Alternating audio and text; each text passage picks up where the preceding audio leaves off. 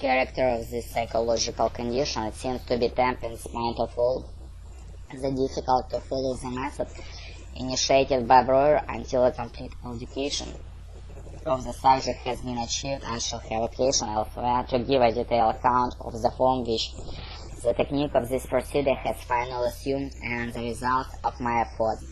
In the course of the psychoanalysis studies, I have upon the question of dream interpretation. My patients, after I have pledged them to inform me of ideas and so which occur to them in a connection with a given theme, I related their dreams and thus taught me a dream may be interpolated into psychic contentions which may be followed backward from pathological idea into a patient's memory.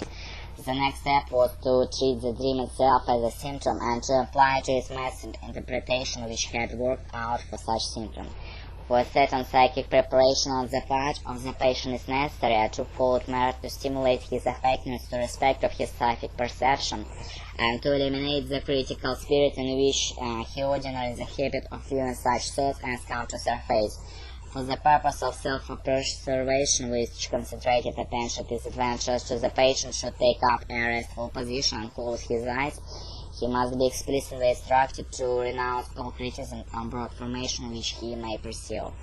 He must also be told that success of psychoanalysis depends on his noting and communicating everything that passes through his mind, and that he must not allow himself to approve one idea because it seems too unimportant or irrelevant to the subject, or another because it's non-essential. He must preserve an absolute impartiality with respect to his ideas, and if he is unsuccessful in finding the desired solution of the dream, the obsessional idea or the like it will become, he permits himself to be critical of them. I have noticed in the course of my psychoanalytical work that the psychological state of a man in attitude of reflection is entirely different from that of a man who is observing his psychic process. In reflection there is a greater play of psychic activities than in the most attentive self-observation. This is shown even by tense attitude and the wrinkled brow of man in the state of reflection as opposed to mimic tranquility of the man observing himself. In both cases there must be concentrated attention, but reflexive man makes use of critical faculties with the result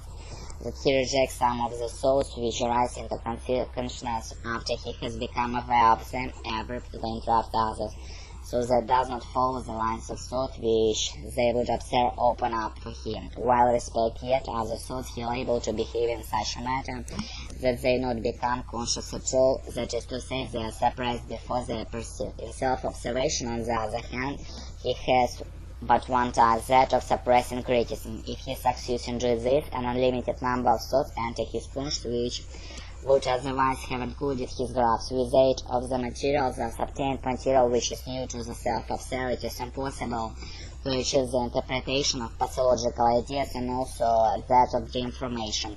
As will be seen, the point is to induce psychic state in which some degrees analogous regards the distribution of psychic energy, mobile attention to the state of the mind before falling asleep, and also, of course, the hypnotic state. Once fallen asleep, the undesired ideas emerge owing to the slackering of certain arbitrary and, of course, Репетиторы по Скайпу.